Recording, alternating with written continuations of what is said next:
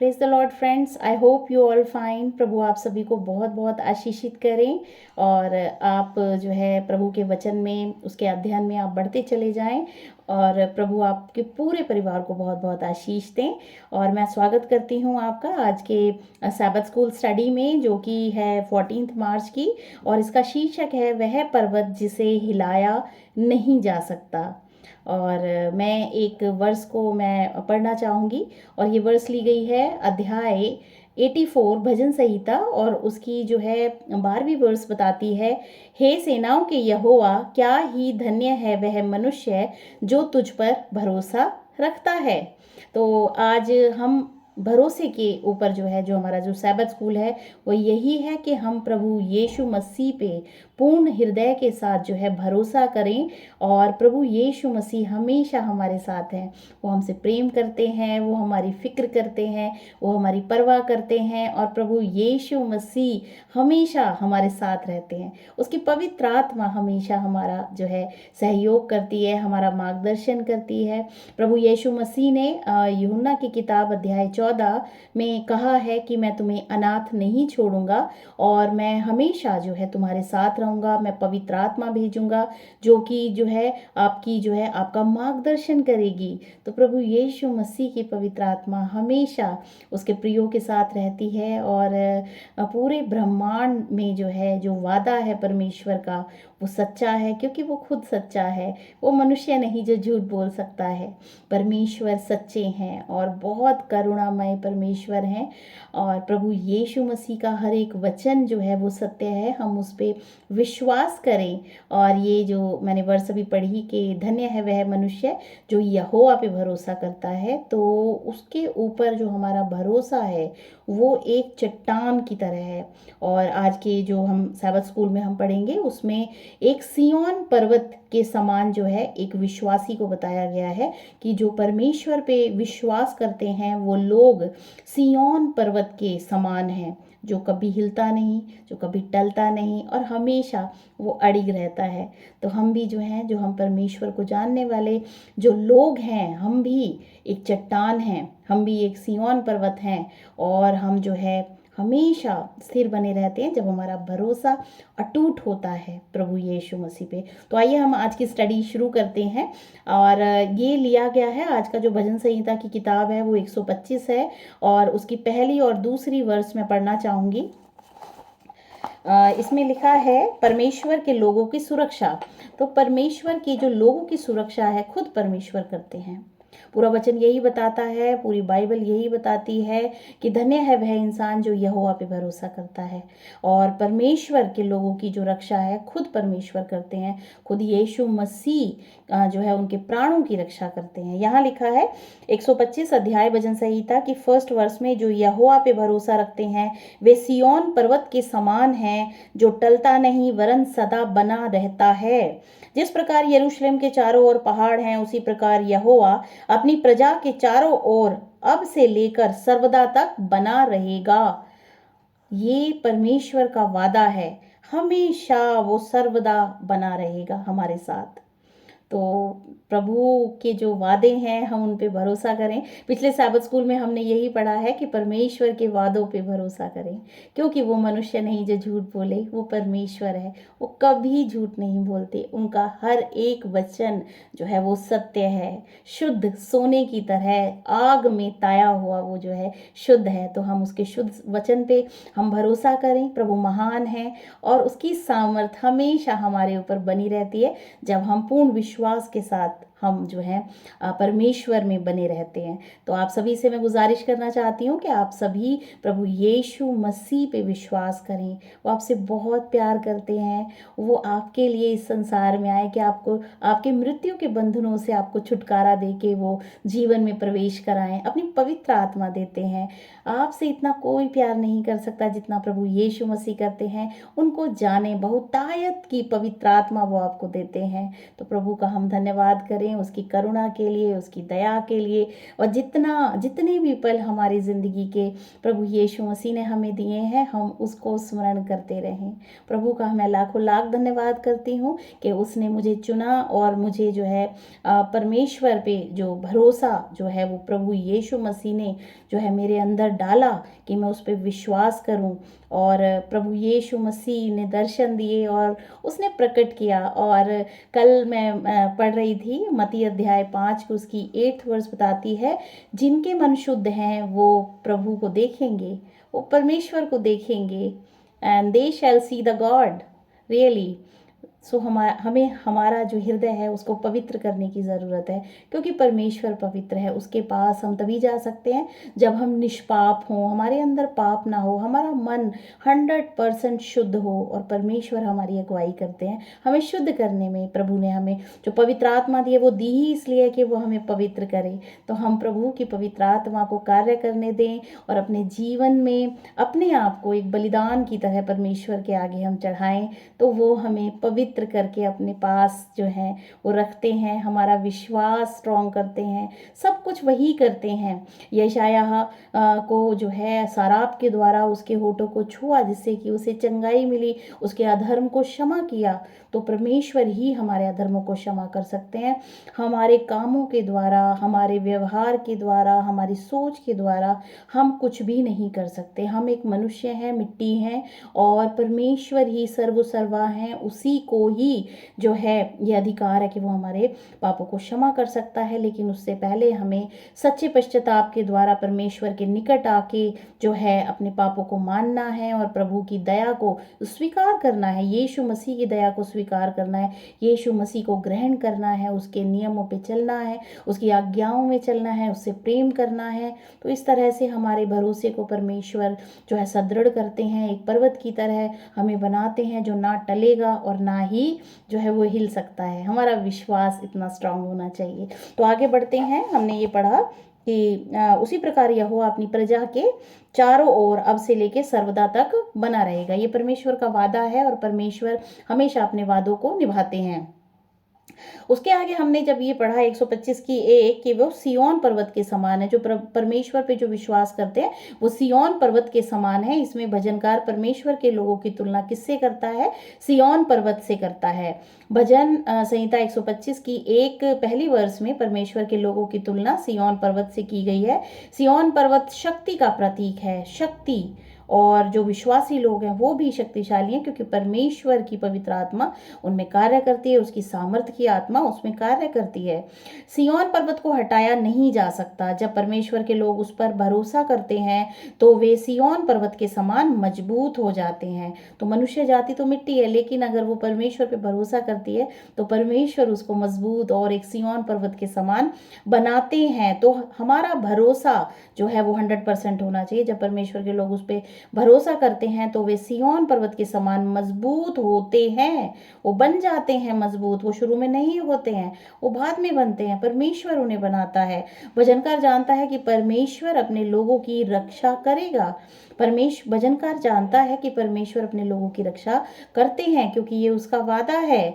भजन संहिता की किताब उसकी 5वां अध्याय और उसकी 12वीं वर्ष बताती है, क्योंकि तू धर्मी को आशीष देगा हे यहोवा, तो उसको अपने अनुग्रह रूपी ढाल से घेरे रहेगा।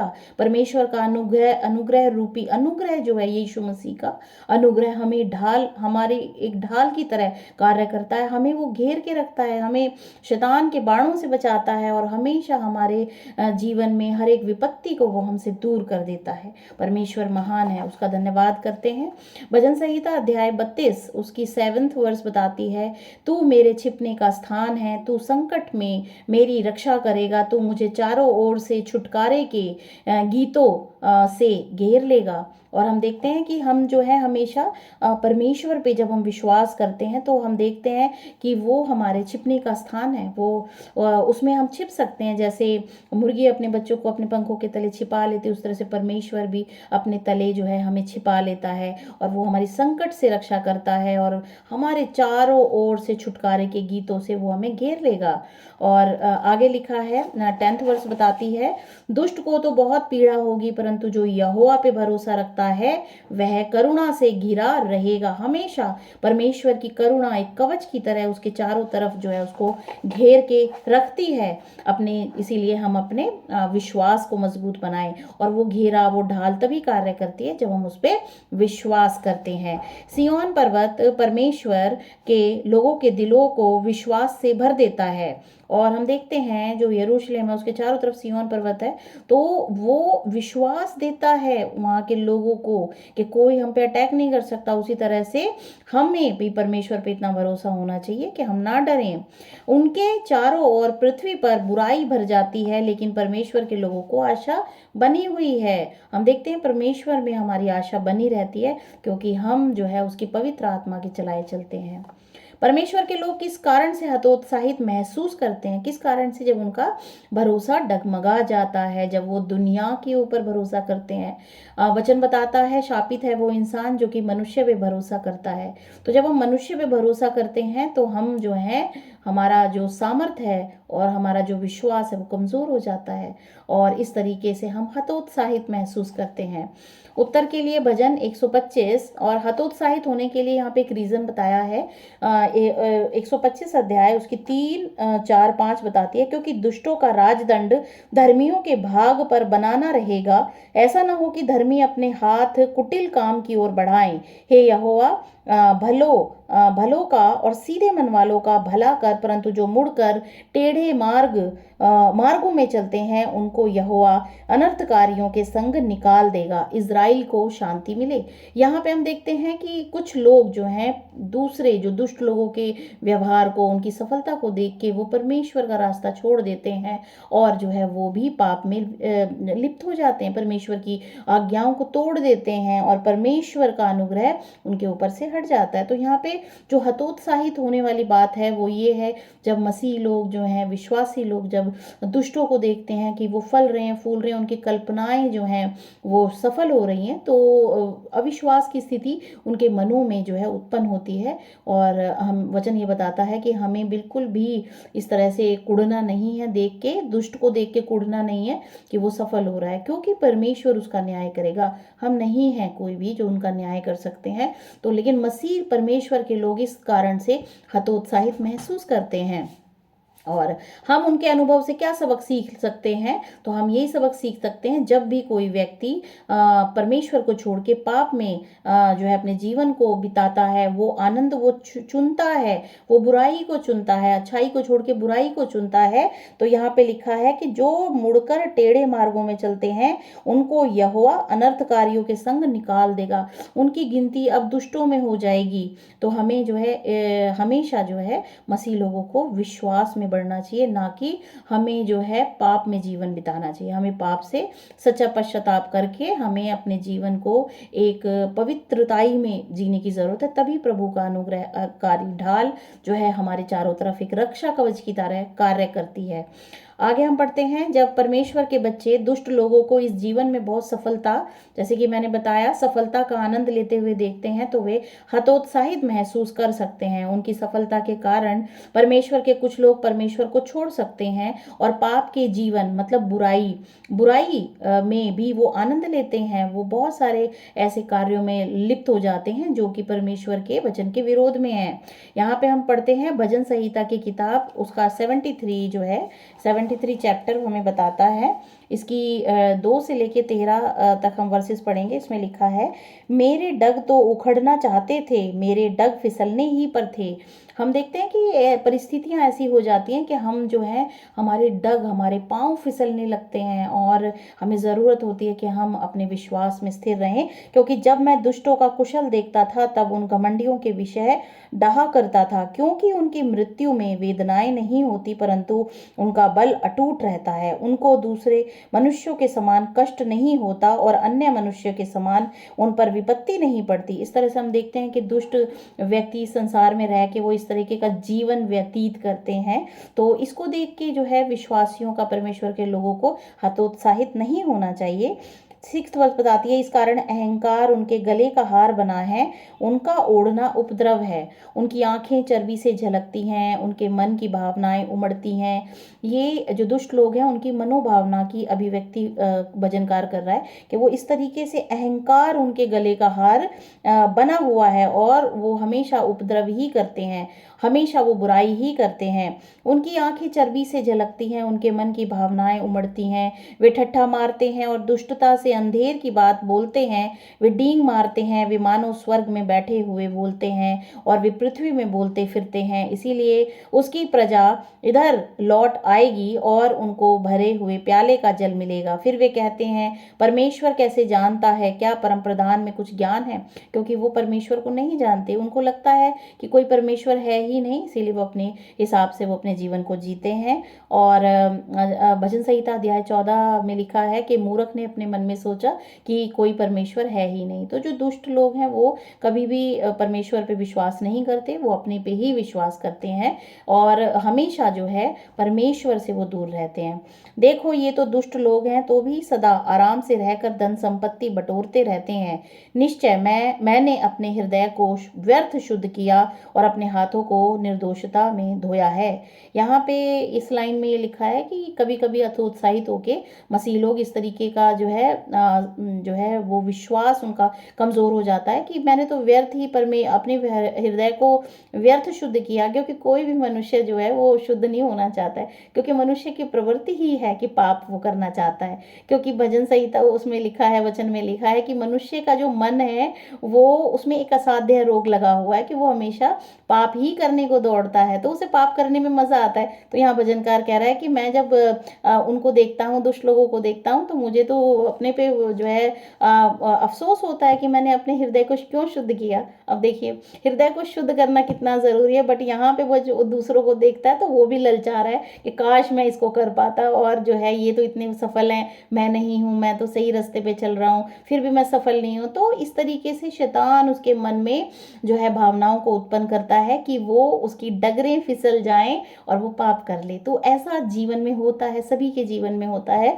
हमें सच्चाई को जानने की ज़रूरत है, और जब हम जान जाते हैं, ज्ञान ही हमें बचाता है, हमारी विवेक, हमारी शक बुद्धि ही हमें जो है बचाती है। हम डिफ्रेंशिएट कर पाते हैं कि कौन सी आवाज़ पवित्र आत्मा की है और कौन सी आवाज़ जो है शैतान के द्वारा जो है हमारे अंदर उत्पन्न हुई है कि हम पाप में गिर जाएं, और परमेश्वर का विश्वास वो क्षीण हो जाता है इस तरीके से। तो ये सब जो है लिखा है, तो ये सत्य है, ऐसा मनुष्य के व्यवहार में देखने में आता है, हमेशा ही ऐसा होता है, क्योंकि जो है ये एक ह्यूमन नेचर है, ऐसा ही उसके साथ होता है। तो मन में एक असाध्य रोग लगा हुआ है जो कि पाप ही करने को दौड़ता है। तो परमेश्वर की पवित्र आत्मा है तो आप पवित्र हो जाएंगे, अन्यथा आपका मन तो पाप में ही लगा रहेगा। इसको हमें जो है बदलने के लिए परमेश्वर से के आगे गिड़गिड़ाना होगा और उससे ही हमें रहम की भीख मांगनी होगी, तभी वो पवित्र आत्मा के द्वारा हमें शुद्ध कर सकते हैं। तो इस तरीके से मनुष्य जाति जो है वो अपने जीवन को जीती है, और दुष्ट और धर्मी इसी तरीके से वो जो है परमेश्वर की निगाह में वो डिफ्रेंशिएट होता है कि वो मनुष्य की जो इच्छा है वो बुराई करने की तरफ है कि वो भलाई करने की तरफ है। यहाँ से परमेश्वर उन व्यक्तियों को चुनता है कि ये धर्मी है और ये दुष्ट है। अगर वो अच्छाई के लिए, चाहे भले ही कितनी भी विकट परिस्थिति हो, फिर भी वो अच्छाई को चुनता है तो वो धर्मी मनुष्य है। और अगर वो विकट परिस्थिति में अपने साहस को छोड़ देता है, अपने ईमान को छोड़ देता है, पाप कर लेता है, तो वो दुष्ट मनुष्य है। तो इस तरीके से परमेश्वर धर्मी को, हमने अभी पढ़ा था कि यहोवा पे जो भरोसा रखता है वह करुणा से घिरा रहेगा, और जो धर्मी मनुष्य है, इसमें लिखा है क्योंकि तू धर्मी को आशीष देगा, हे यहोवा तू उसको अपने अनुग्रह रूपी ढाल से घेरे रखेगा। धर्मी मनुष्य को हमेशा परमेश्वर बचाते हैं, क्योंकि वो उसका मन जो है वो बहुत ही शांत है, उसका सच्चा हृदय है, वो कभी किसी का बुरा नहीं कर सकता, ना ही बुराई से वो प्रसन्न होता है, बल्कि वो बुराई से घृणा करता है।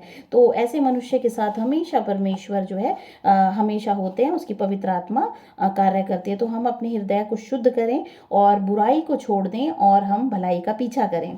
और यही बताता है वचन कि यहोवा का भय मानना ही बुद्धि का आरंभ है, और बुद्धि का क्या है? बुराई से बचे रहना ही बुद्धिमता है। तो हम बुराई से बचे रहें। आगे हम पढ़ते हैं यहाँ पे देखते हैं कि जब पाप में गिर जाता है कोई व्यक्ति तो परमेश्वर जो है उसे छोड़ देता है। वो इसमें लिखा है ना, टेढ़े मार्गों में जो चलते हैं उनको यहोवा अनर्थकारियों के संग निकाल देगा। वो निकाल देता है और जो है वो छोड़ देता है, वो उसके चुनाव पे ही छोड़ देता है। परमेश्वर ने हमें चुनाव करने की आज़ादी दी है, बुराई या अच्छाई चुनने के लिए। जो है हम देखते हैं हमारे अंदर जो हमारी आत्मा है वो जो है प्रयत्नशील रहती है अच्छाई के लिए। तो हम जो है अच्छाई मतलब परमेश्वर को चुनते हैं, भलाई को चुनते हैं। और यहाँ पे भजन संहिता 3:5 हमने अभी पढ़ा कि जो दुष्टों का जो राजदंड है वो धर्मियों के भाग पे बना ना रहेगा। ऐसा ना हो कि धर्मी अपने हाथ कुटिल काम की ओर बढ़ाए। हमें कभी भी दुष्ट लोगों को देख के अपनी मनोभावना जो इमोशंस हैं उनके अनुसार हमें कार्य नहीं करना चाहिए, बल्कि परमेश्वर के वचन के अनुसार हमें अपने जीवन में कार्य करना चाहिए। परंतु परमेश्वर उन लोगों को सुरक्षित नहीं रखेगा जो उसे पाप के जीवन का आनंद लेने के लिए छोड़ देते हैं। जो लोग पाप में गिर जाते हैं, परमेश्वर उनको जो है सुरक्षित नहीं रखेगा, उसका अनुग्रह उनके ऊपर से हट जाता है। अंत में परमेश्वर उन लोगों का न्याय करेगा जो उसके विरुद्ध पाप करते हैं और उसकी क्षमा स्वीकार करने से इनकार कर देते हैं। जो लोग परमेश्वर को नहीं विश्वास करते हैं, यीशु मसीह की दया को ग्रहण नहीं करते हैं, ऐसे लोगों को जो है परमेश्वर जो है उन लोगों का न्याय करेगा। वही न्याय करने वाला न्यायी परमेश्वर है। भजन 125 परमेश्वर के लोगों के लिए परमेश्वर में अपने विश्वास को मजबूत बनाए रखने का निमंत्रण है। यहाँ पे हम देखते हैं पूरा जो परमेश्वर के लोगों की सुरक्षा है कि जो परमेश्वर के जो लोग हैं वो परमेश्वर में अपने विश्वास को मजबूत बनाएं। यहाँ पे भजनकार उनको इनवाइट कर रहा है कि आप अपने विश्वास को मजबूत बनाएं। उन्हें सिय्योन पर्वत के समान मजबूत रहना चाहिए। हम हमेशा यह नहीं समझ पाते हैं कि बुराई क्यों होती है, लेकिन हम प्रभु पर भरोसा रखना जारी कर सकते हैं, रख सकते हैं। मतलब हम नहीं जानते कि क्यों इतनी बुराई संसार में है और किस तरीके से पाप का जन्म होता है हमारे हृदय में। पाप ही क्यों करना चाहता है हमारा हृदय। ये बहुत सारी ऐसी चीज़ें हैं जो कि हम नहीं समझ सकते। हम मनुष्य हैं, हम तो मिट्टी से बनाए हुए जो हैं परमेश्वर के द्वारा मनुष्य हैं। तो ये सीक्रेट्स हैं जो हम नहीं जानते हैं, लेकिन हम जो सच्चाई है जिसको हम जान गए हैं, यीशु मसीह पर हम अपने विश्वास को कायम रख सकते हैं, दृढ़ विश्वास में बढ़ सकते हैं। उसके हर एक वादे को हम जो है याद करके मजबूत कर सकते हैं अपने विश्वास को। ये हमारे हाथ में है। हम हमेशा जो है अच्छाई करना चुने अपने जीवन में, ये हमारे हाथ में है। और हम जो है हमेशा परमेश्वर के वचन में बने रहें, उसकी आज्ञाकारिता में बने रहें। इस तरह से उसके अनुग्रह को हमेशा हम अपने नज़दीक में पाते हैं। आगे पढ़ते हैं। बाइबल में कई विषयों को समझाना या पूरी तरह से समझना हमारे लिए कठिन है, क्योंकि मैंने बताया हम मनुष्य, हम नहीं समझ सकते हैं सारी चीज़ों को। जैसे कि इसमें कुछ एग्जाम्पल्स दिए हैं। इन विषयों में शामिल है कि पाप कैसे शुरू हुआ, यीशु का जन्म क्यों हुआ, हमारा फिर से जन्म क्यों हुआ और मनुष्य मृतकों में से कैसे जी उठते हैं। इन विषयों के साथ साथ और भी कई विषय हैं जो रहस्य हैं, लेकिन हमें बाइबल पर संदेह नहीं करना चाहिए, क्योंकि बाइबल जो है परमेश्वर का पवित्र वचन है। इस पे हमें संदेह नहीं करना चाहिए, क्योंकि हम परमेश्वर के रहस्य को नहीं समझ सकते। इस धरती पर हमारे चारों ओर ऐसे रहस्य हैं जिन्हें हम समझ नहीं पाते हैं। हम खुद अपने आप को नहीं समझ पाते हैं, तो हम क्या इन रहस्यों को समझ पाएंगे। तो हम इतना समझ सकते हैं कि यीशु मसीह हमसे प्यार करते हैं, उन्होंने हमारे लिए अपने बलिदान को दिया, हमारे पापों को क्षमा किया। अब हम जब हमने उनको स्वीकार कर लिया है तो अब हम पाप ना करें। हम इतना तो समझ सकते हैं।